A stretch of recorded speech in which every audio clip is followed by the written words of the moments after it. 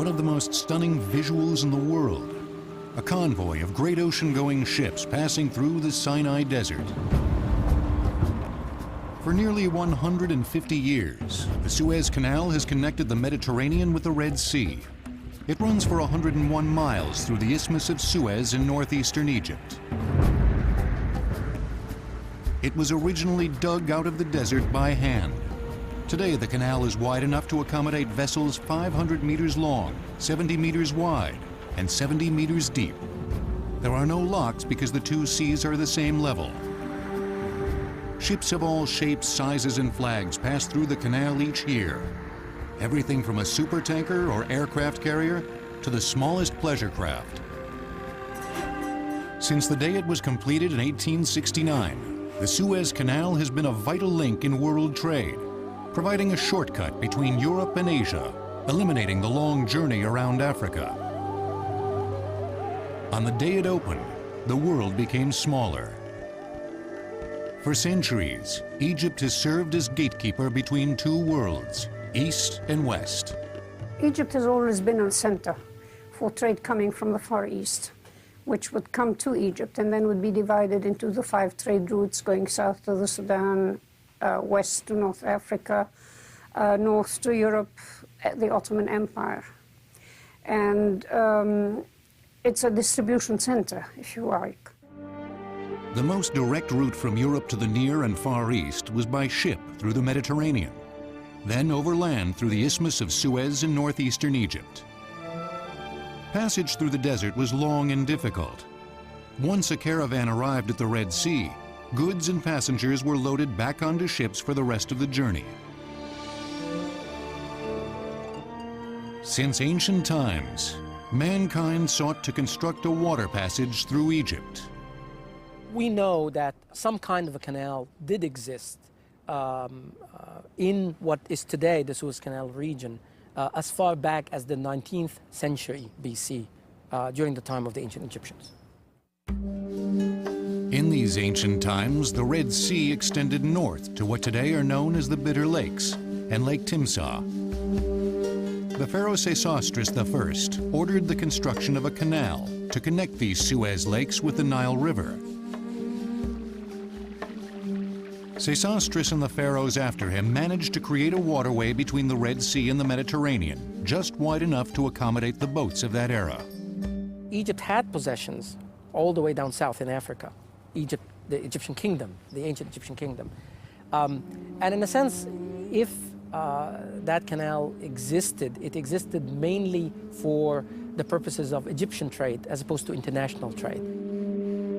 The Canal of the Pharaohs became a well-traveled route and lasted 1,200 years until 664 BC. By then, desert winds had piled sand between the Bitter Lakes and the Red Sea, cutting off the route. In 609 BC, the pharaoh Necho tried to excavate a new channel, but more than 100,000 workers were said to have died in the attempt, most likely from starvation and exposure to the blistering desert heat.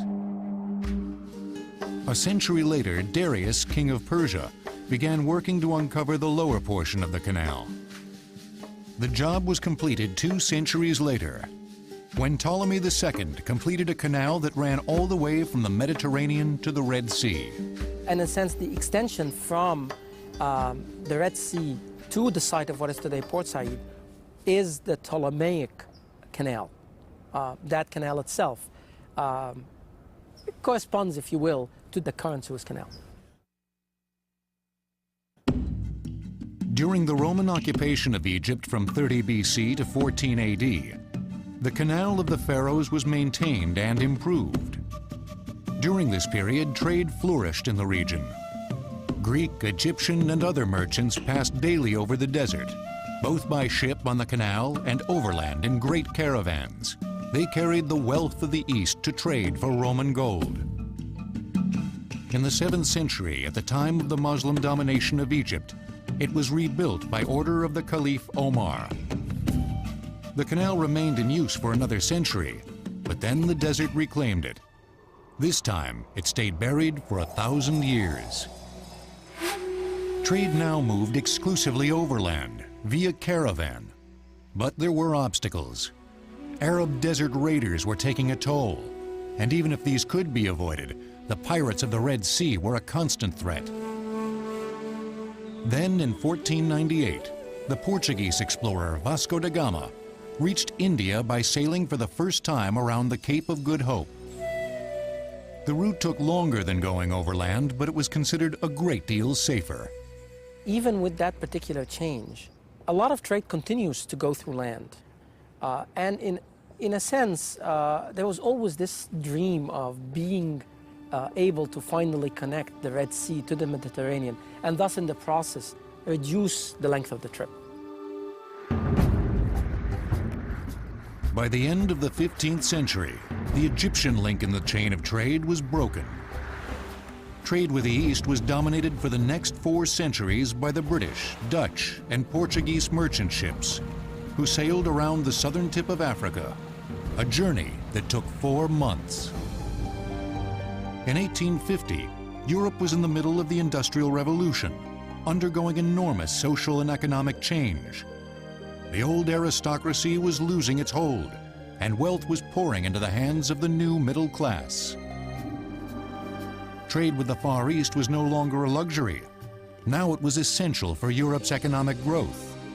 The factories of England and the continent needed copra, jute, ore, and cotton. In 1845, the first railway line in Egypt was completed. It connected the Mediterranean port of Alexandria with the Red Sea port of Suez. This service was a boon to passengers, but it did little to silence the demand for cargo space.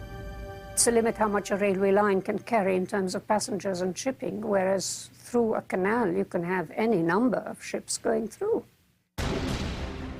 At this same time, a maritime revolution was taking place. Steamships with screw propellers and iron hulls were replacing the old wooden sailing ships. Now there were ships capable of carrying enormous loads of goods from the east. But the trip around the Cape still took far too long. The eyes of the world once again fell on the Isthmus of Suez. In 1798, Napoleon and his troops had invaded and occupied Egypt. At that time, the chief French engineer of the expedition, a man named Lepere, surveyed the Isthmus of Suez to determine the feasibility of a canal. The engineer concluded that there was a 30-foot difference in water level between the Mediterranean and the Red Sea. Building a canal between them, he reported, would be impossible. That Particular fear was completely alleviated by additional surveys that were made in the late 1840s. In a sense, even though the surveys proved that what you're dealing with is the same water level, it was not until the actual opening of the canal in 1869, almost 20 years later, that everybody's fears were now proven to be wrong. 1,000 years had passed since the desert sands had covered over the Canal of the Pharaohs. In that time, Egypt had come to be ruled by many conquerors. Now, in the mid-19th century, the world was ready and eager for a canal to revive the ancient trade routes for the modern era. But the Ottoman Turks who ruled Egypt were not interested. Neither was Muhammad Ali, the former Turkish general, now Viceroy of Egypt. Muhammad Ali needed to be convinced a canal through the Suez would be in her best interest. In 1854, a well-born young Frenchman named Ferdinand de Lesseps set out to do just that.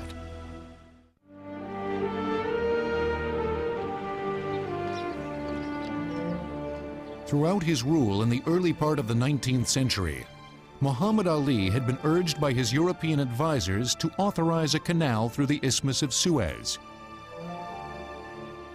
But the Egyptian leader offered a deaf ear. Ferdinand de Lesseps, a young French diplomat and engineer, was acquainted with Muhammad Ali and his family. De Lesseps had read the account of Napoleon's expeditions in Egypt in 1798 and believed strongly that a canal could and should be built. He also knew that if he wished to remain in the Viceroy's good graces, he would do well not to mention the subject. Instead, the young consul developed a relationship with Prince Mohammed Said, the Viceroy's son. The prince had a weight problem which displeased his father. Le fils The son tended to be obese. Avait tendance à l'obésité. So his father, Muhammad Ali, who was very strict, had to put him on a diet. So he would come over to my grandfather's house in order to have decent meals.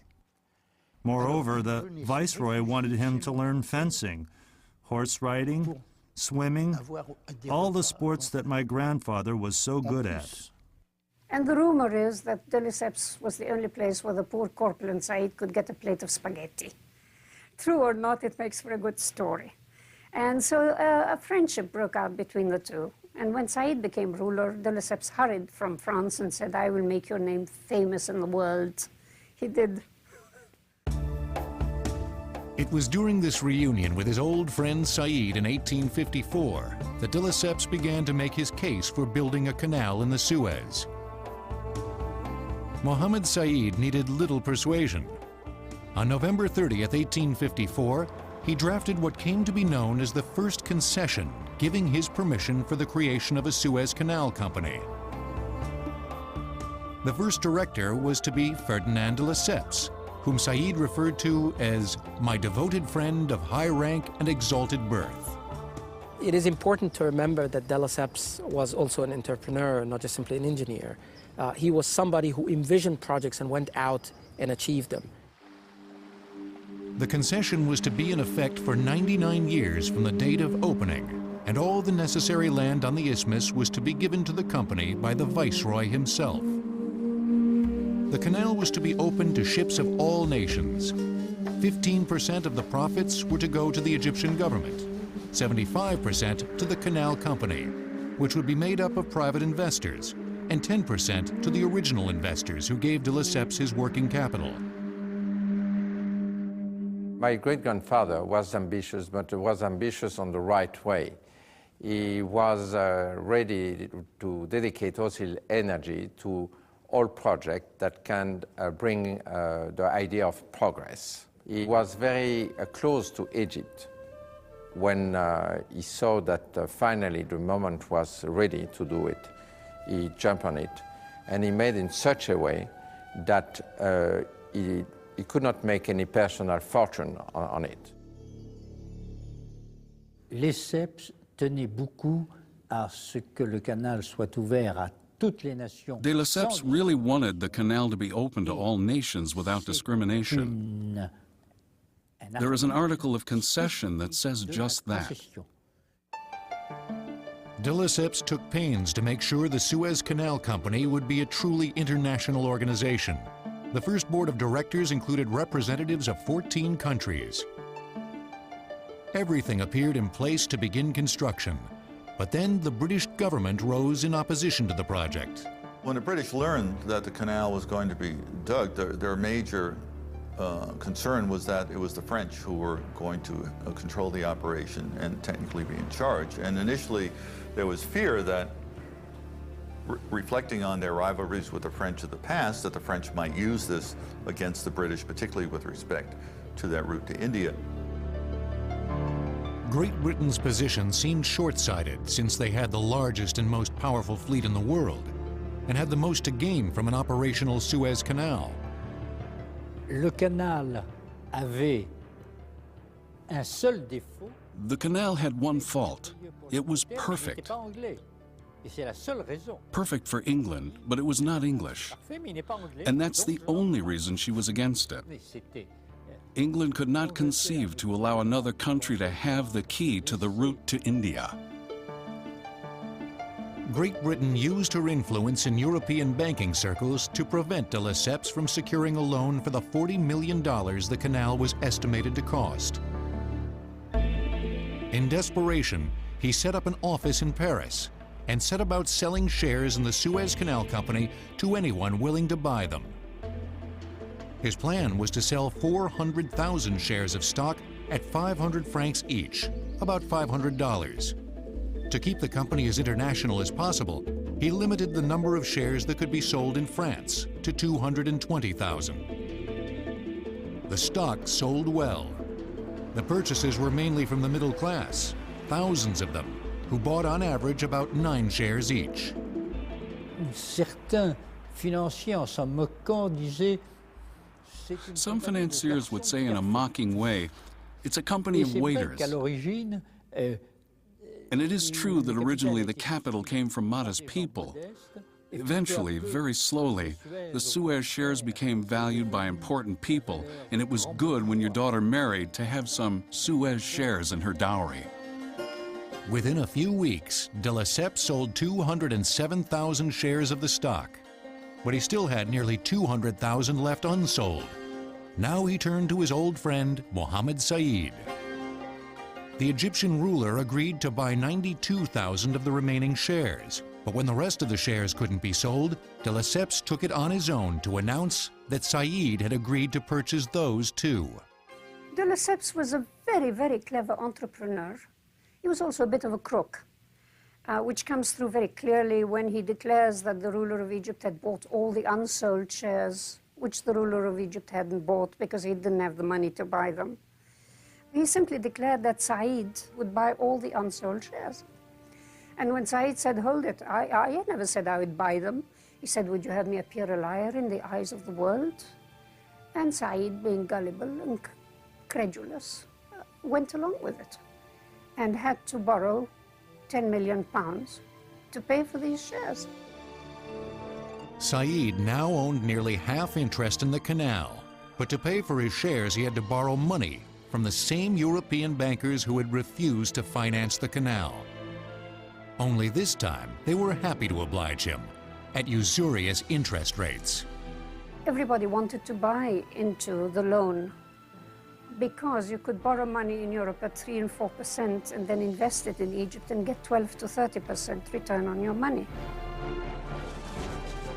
When the money was finally in hand, the project could begin, but the financial outlook appeared bleak for Egypt. Said had recklessly committed, or been pressured into committing, funds he didn't have. Construction of the Suez Canal and the financial disintegration of Egypt began at almost the same moment.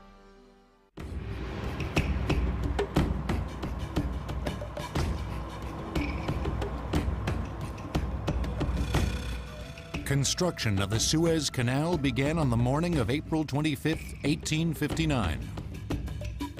The engineers had plotted a route from the Mediterranean to the Red Sea, which encompassed Lake Timsah and the Bitter Lakes.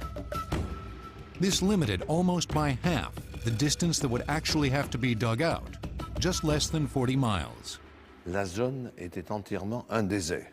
The area was a complete desert. Un petit port à Suez sur la mer Rouge. There was nothing besides a small port in Suez on the Red Sea. Challenges were huge.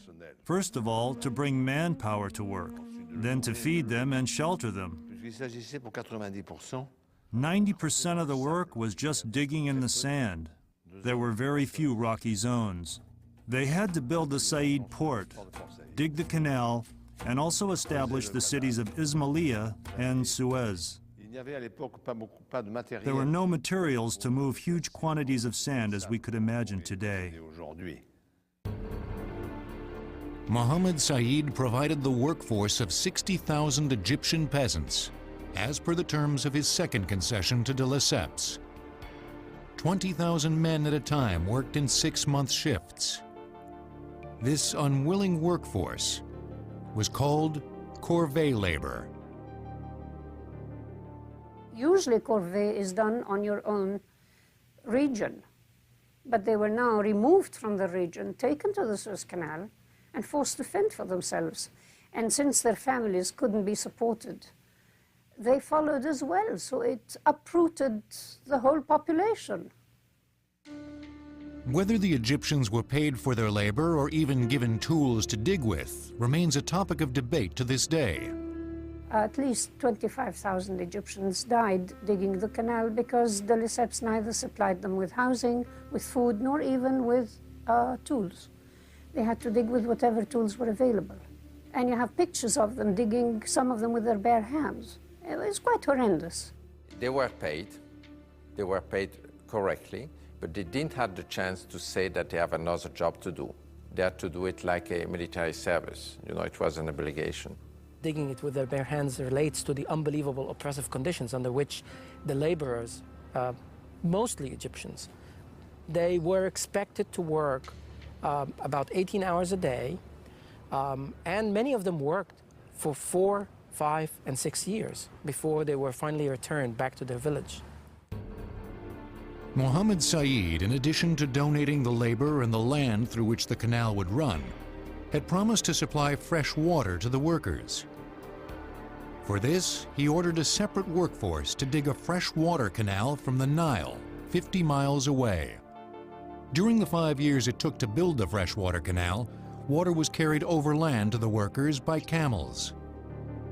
The construction plan for the main canal was to dig out a narrow service ditch all the way from the Mediterranean to the Gulf of Suez.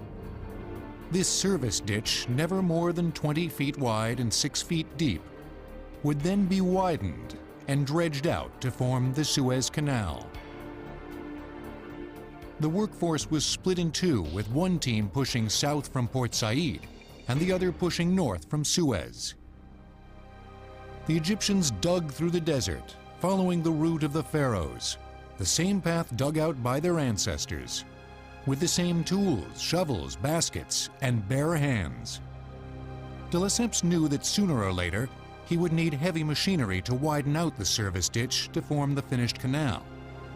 But after 3 years of digging, he still had no idea where this equipment would come from or who would pay for it. Still, he pressed on, believing that the farther the project progressed, the more likely it was to attract new financing. The future would have to take care of itself. While the digging continued, a harbor was being built at Port Said. 2 stone breakwaters were formed reaching out into the Mediterranean. 30,000 huge stones, each weighing more than 20 tons, were lowered into the sea. In 1863, 9 years after he granted the Suez Canal concession to his friend Ferdinand de Lesseps, Mohammed Said died. He was succeeded as viceroy by his nephew Ismail, who was soon faced with a new crisis. Slavery was a topic very much in the news. The United States was at that moment fighting a civil war over the issue, and world opinion was very much with the abolitionist North. Great Britain seized the opportunity and accused Egypt of using slave labor to build the canal. The British, to be sure to unbalance the company, made an international campaign against the corvée. So finally, the corvée has been abolished everywhere in Egypt, including the Suez Canal worksite. In the spring of 1864, Ismail reluctantly sent his workforce home. But this move only compounded his troubles. Egypt's contract with de Lesseps and the Canal Company required Ismail to supply the labor. If he couldn't supply corvée labor, he would have to provide the cash to hire paid workers or buy dredging machines. But he had no cash. Now, like his uncle before him, he was forced to borrow more money from European bankers at high interest rates. De Lesseps used the money to buy new dredging equipment from France. No precedent for the dredges existed, since the world had never seen an engineering problem like this before. The machines were steam-powered and set up on barges in the canal. From wooden towers, an endless chain of buckets scooped mud from the canal bottom. Long chutes deposited the mud on the banks of the canal or onto other barges that carried it out to sea. The dredges followed the path of the service ditch, widening it out. Dredging was so much faster and cheaper than dry excavation that the terrain was artificially flooded and dredged whenever possible. These dredges were capable of digging out the canal at an astounding rate of 6 million cubic feet a month. Progress on the canal quickened dramatically. Early fears that the canal, once dug, would immediately fill back up with drifting sand proved unfounded. The mud from the bottom of the canal made good cement for the banks, baked rock hard by the sun. La coupe, une coupe du canal. The shape of the canal is a trapezoid. Ensuite, des endroits. You have the banks, then flat places, then it angles to the bottom and the bottom is flat. By 1869, after 10 years of digging, the canal was large enough to accommodate ocean-going vessels. On the day it opened, the Suez Canal was 26 feet deep, with a minimum bottom width of 72 feet and a surface width of some 175 feet. During the last year of construction, new harbors and towns were completed at Port Said and Ismailia. The freshwater canal extended the length of the waterway. On August 15, 1869, the Red Sea flowed along the channel from Suez and poured into the Bitter Lakes, blending with water from the Mediterranean. The opening of the Suez Canal in 1869 was an event of great proportions. International guests were invited from all over the world to attend the ceremony itself. The celebration lasted for days. Ismail paid for the lavish festivities with borrowed funds. He spent 15 million pounds, which at that time was a great deal of money, built the Cairo Opera House. Verdi wrote Aida, which wasn't ready in time for the opening of the canal, but was later on. On November 17, 1869, a royal yacht carrying the Empress Eugénie of France, Ferdinand de Lesseps, and other dignitaries steamed into the completed Suez Canal. The world had its waterway, but for Egypt, the price tag would be higher than she ever could have imagined. The Suez Canal's opening in 1869 was well-timed, in that it coincided with the world manufacturing boom accompanying the Industrial Revolution. There were suddenly more products for sale than at any previous time in history.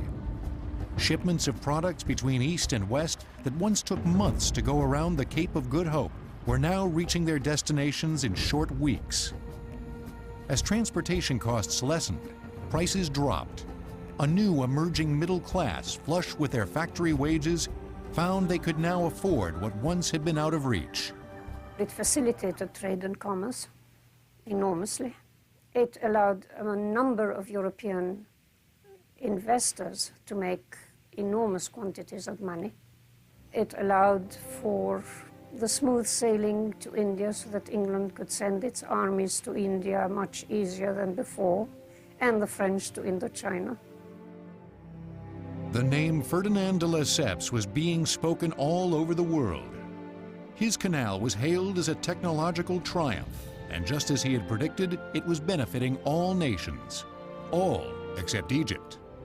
Que le canal de Suez ait beaucoup apporté à l'Égypte. I'm not sure that the Suez Canal brought a lot to Egypt itself. Ships would pass through, maybe pick up coal at Port Said, but they would not bring important resources to Egypt. I do not think very honestly that the canal brought economic prosperity to Egypt. By 1875, Egypt was facing bankruptcy, and no financier in Europe would loan her any more money. Her last major source of income, her cotton crop, had been mortgaged a decade earlier to pay for canal dredges. Now those payments were due, and her only other source of income was her half interest in the Suez Canal. And even though 5,000 ships were passing through the canal annually, her portion of the collected tolls was not nearly enough to pay off her creditors. Out of desperation, Ismail sought a buyer for Egypt's shares in the Suez Canal Company. One quickly appeared in the form of Egypt's old nemesis, the British government. When Benjamin Disraeli, the British Prime Minister, heard Ismail's shares were for sale, he acted swiftly. On a weekend, without seeking authorization from Parliament, Disraeli offered Egypt $20 million for the shares. Ismail accepted. Disraeli immediately sent a message to the Queen which read simply, "You have it, madam." England, the nation who had done everything she could to prevent the Suez Canal from being built, now owned half of it. Egypt, whose people had labored for years to dig out the canal, whose commitment to the project had plunged her into bankruptcy, no longer owned any part of the venture. This transaction also marked the beginning of the end for Ismail, who was deposed a short time afterward.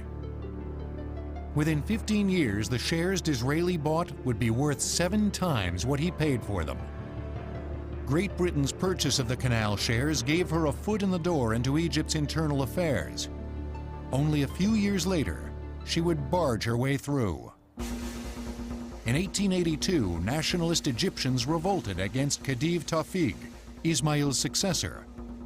The rebel leaders wanted freedom from the outside governments which had controlled Egypt for centuries. Seeking to protect their investment, the British invaded. The rebellion was quickly put down, but the British stayed. The British colonized Egypt because of the canal. They used the excuse that there was a nationalist movement in Egypt. The real reason is they were afraid the canal would be blocked. The British occupied Egypt for the next 75 years. The Suez Canal would prove to be a great strategic asset to Great Britain in both world wars. The British have a superb navy. They don't have manpower. They need manpower from their colonies to fight wars. And the manpower comes through the Suez Canal because it comes from Australia, New Zealand. They also had all the Indians and Burmese in their army. You couldn't do it without the Suez Canal. Now, in theory, the canal is an open international waterway. In both wars, it was closed to the other side. But without the canal, nothing would have reached England. It wouldn't have been able to fight a war. The first half of the 20th century had seen the Egyptian population double. With few natural resources to draw from, the standard of living declined. But through it all, the canal prospered. In 1936, Britain ended its official control of the Egyptian government, but remained a solid presence there, backing their puppet, King Farouk. Then in 1952, King Farouk was deposed in a bloodless coup carried out by a group of army officers. Their leader, Gamal Abdel Nasser, took over as head of the new government, becoming the first true Egyptian to rule Egypt since the middle of the 6th century BC. Within a few short years, his destiny and that of the Suez Canal would become inextricably linked. Nasser was now the head of an impoverished nation, which lacked enough cultivatable soil to feed its rapidly increasing population. The answer, he and others believed, was to dam the River Nile at Aswan in southern Egypt, thereby creating a means to increase the agricultural output of the Nile Valley. Not only would food production increase by an estimated 1/3, but the hydroelectric plant in the proposed dam would bring electricity to millions of rural Egyptians, giving them a boost into the 20th century. Without the dam, the outlook for Egypt was bleak. The prospect of mass starvation within the foreseeable future was very real. But the cost of the Aswan Dam was estimated to be $1 billion. Like his predecessors a century before, Nasser turned to the wealthy nations for a loan. But the Cold War was in full swing, and the Western powers, specifically the United States, believed Nasser had sympathies for the Soviet bloc. Nasser was not a communist, hated the communists. He was determined not to have communist influence come into Egypt.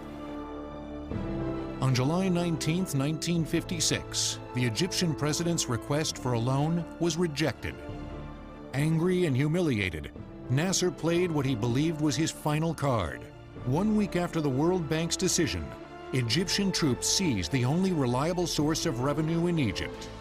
On the 26th of July, Gamal Abdel Nasser nationalized the Suez Canal, and the argument he put forward, which was enthusiastically received by the Egyptians, was that this would provide the cash for the high dam.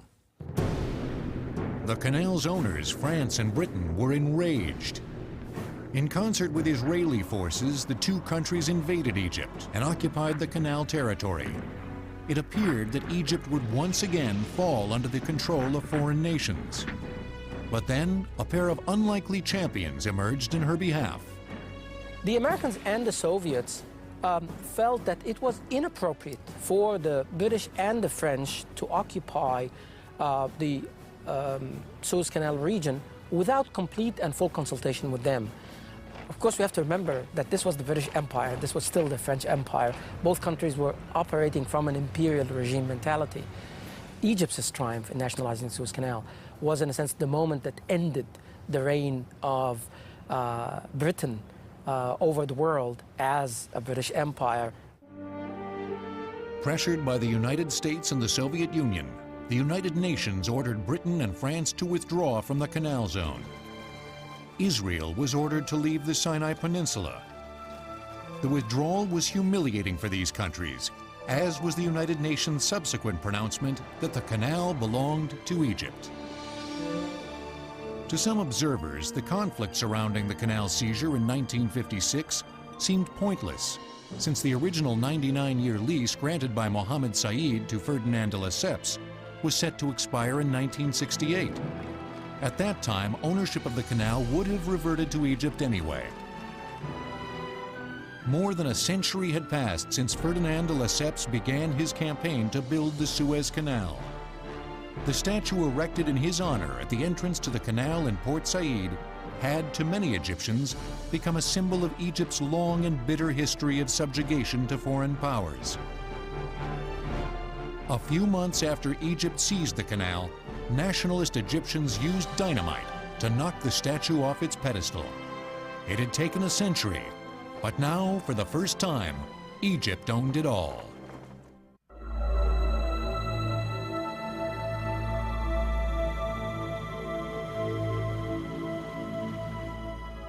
Gamal Abdel Nasser got his Aswan Dam, and he didn't need the revenues from the Suez Canal to pay for it. Much to the dismay of the Western powers, the Soviets stepped forward and put up the money for construction. Egypt was on a roll. Within a decade, she had overthrown the monarchy, negotiated her independence, seized control of the Suez Canal, and begun construction on a dam that would eventually double her agricultural output. The nation that for centuries had been ruled by foreigners now stood firmly at the helm of its own destiny. By 1966, over 20,000 ships were moving through the canal annually. They carried 242 million tons of cargo and 40% of Europe's oil imports. Then, in 1967, war broke out with Israel. The conflict lasted only 6 days, but it left Israel in control of the Sinai Peninsula just across the canal. The Egyptians sunk ships in the canal to keep out Israeli gunboats, turning it into a watery no-man's land. The canal remained closed for 8 years. The loss to Egypt was devastating, $2 billion in uncollected tolls. When the canal opened in 1869, the cross-section of the waterway measured 300 square meters. Over the next 80 years, it was enlarged 7 times. When it was nationalized in 1956, the canal measured 1,200 square meters. The new Egyptian owners then increased it again to 1,800 square meters. When the canal reopened in 1975, the size of an average ocean-going freighter or tanker had increased substantially. Since that time, the canal has undergone constant expansion. Until today, it can accommodate 97% of the world's commercial fleet. Even when it's not being expanded, the canal undergoes daily dredging to keep up with erosion and the constantly blowing desert sands.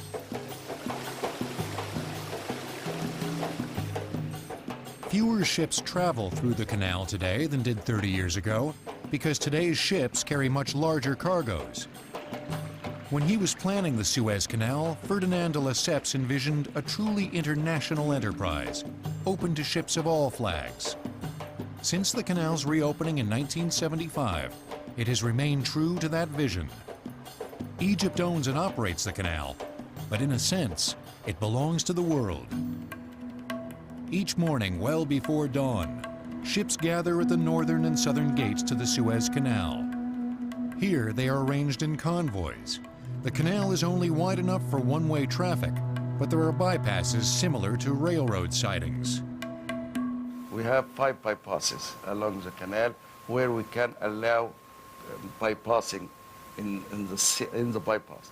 And for that reason, we are making synchronization of the entrance of the convoy from the north and from the south so that the meeting can occur in the bypass. We have 2 convoys from the north and 1 convoy from the south. Each ship is assigned English-speaking Egyptian pilots for the 15-hour passage. They are guided through the canal by 4 pilots. One take it from the sea, from the waiting area to the entrance of the canal. It's called the road pilot. And then another pilot, it's called canal pilot, take it from one entrance of the canal to the middle of the canal here in Ismailia. Exchange the pilot, take it another pilot to the other entrance, and then a road pilot take it to the sea. Each vessel passing through the canal is monitored from this control station at the Suez Canal headquarters in Ismailia. Downstairs from the control room is the Canal Pilot Training Center and Wheelhouse Simulator. Steady course 350, sir. Steady 350. Each canal pilot takes a refresher course in the simulator 3 times a year. This simulator is designed to meet all demands of the navigator officers and pilots for training in radar, plotting, collision avoidance, maneuvering, navigation, and updating their skills. In 1869, the year the Suez Canal opened, its original architect, Ferdinand de Lesseps, married for the second time. He was by then 64 years old. He and his young wife proceeded to have 11 children. 10 years later, at the age of 74, he began work on a project to build a canal in Panama, but found he no longer had the stamina. Others completed what he began. He died in 1894 at the age of 89. The Suez Canal today has turned out to be just what de Lesseps had hoped for, a path of trade and communication open to all. It is unfortunate that, in spite of his vision and efforts, his name became synonymous in the Egyptian psyche with centuries of colonial rule and the image of outsiders exploiting a poor country and her few natural resources. But the fact remains that de Lesseps, despite his sometimes questionable methods, was the visionary and prime mover of the Suez Canal excavation. Without his energy and determination, the project might not have been attempted for decades, or at all. Le canal de Suez reste aujourd'hui même. The Suez Canal remains today an amazing enterprise because it brings men together. It was a generous enterprise. De Lesseps was bankrupt. He did not keep any money. He was poor at the end of his life. He was not materialistic. I think the great thing of the Suez Canal is precisely that it is a tie between men. The bronze statue of Ferdinand de Lesseps no longer stands at the Port Said entrance to the canal, but it was never destroyed. It's tucked away on a service inlet just across the harbor, as if waiting for the tide of opinion to turn, so it might one day reclaim its spot on the pedestal, overlooking this gift to the world.